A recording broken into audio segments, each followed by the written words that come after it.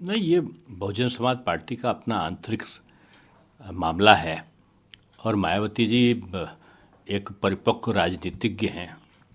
वो अपनी पार्टी का भला और बुरा अच्छी तरह समझती हैं। मुझको लगता है जो भी उन्होंने किया होगा अपने पार्टी के हित के लिए किया होगा। ये उनका अपना फैसला है, इसमें कोई टिप्पणी क्या कर सकते हैं।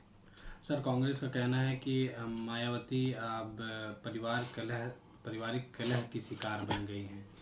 अब वो कांग्रेस अगर मायावती जी को कह रही पारिवारिक कलह की शिकार हो गई हैं, तो कांग्रेस पारिवारिक वजह से आज 0 सीट पाने की शिकार बन गई है, हार की कारण बन गई है। तो जो पारिवारिक रूप में खुद ग्रस्त हो पार्टी और परिवारवाद उसका चल रहा हो आज़ादी के पहले से, कि नेहरू, मोतीलाल जी, फिर नेहरू जी, फिर राजीव जी, फिर इंदिरा गांधी जी, फिर सोनिया गांधी जी, अब राहुल जी, प्रियंका जी, तो ये जो खुद परिवारवादी हैं वो दूसरे को परिवारवादी कैसे कह सकते हैं।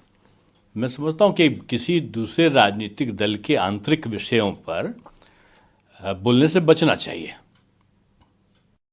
कुंड बने हुए हैं, उसमें महाकुंभ का जल डाला जा रहा है, लेकिन समाजवादी पार्टी इसका विरोध कर रही, कह रही कि संभल में बेरोजगारी है, महंगाई है, युवा बेरोजगार है। अब उनको ये नहीं पता है कि तमाम बेरोजगारी महाकुंभ में दूर हुई है।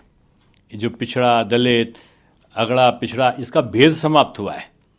और कितने लोगों को अप्रत्यक्ष रूप में धार्मिक पर्यटन के माध्यम से रोजगार मिलता है। भगवान की पूजा हो गई, माली को रोजगार मिला। सामान, खिलौना बेचा, दस्तकारी वालों को सीनरी बिकी। कौन लोग हैं? वो समाज के अति पिछड़े लोग हैं। कुम्हार हैं, केवट हैं, निषाद हैं, इनको रोजगार मिला नाव का। तो ये उन लोगों को धार्मिक पर्यटन माध्यम हुआ करता था पहले, विभिन्न प्रकार के जो कमजोर लोग हैं उनको सबल बनाने का। और इस बार अगर आप देखो कुंभ में, तो अयोध्या, पहले लोग प्रयागराज आए, फिर वाराणसी गए, फिर विंध्याचल गए, फिर उधर पता चला अयोध्या आ गए, अयोध्या से चित्रकूट चले गए, चित्रकूट से वो आके नैमिषारण चले गए। यानी धार्मिक पर्यटन के लिए जहां जहां पर भीड़ें हुई, 3 लाख करोड़ रुपए से ज्यादा का ट्रांजैक्शन हुआ है। कितना लाभ हुआ है भारत सरकार को, उत्तर प्रदेश सरकार, दोनों को।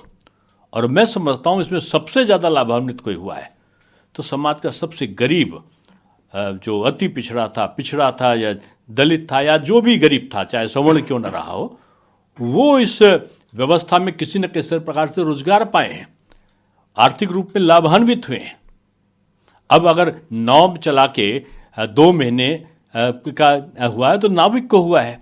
अगर किसी प्रकार का जो फूल बेचकर कोई चीज का हुआ है तो मालिक को हुआ है। तमाम चीज़ों को अगर आप देखो तो छोटे छोटे जो रोजगार करने वाले हैं वो मेला हाट लगाए ही इसलिए जाते थे पहले कि उनसे जो समाज के गरीब तबके के लोग हैं उनको लाभ हो। और मैं समझता हूँ समाजवादी पार्टी गरीबों के नहीं, वो कांग्रेस की तरह परिवारवादी पार्टी है। वो परिवार के बारे में सोचती है, समाज के बारे में कहाँ सोचती है।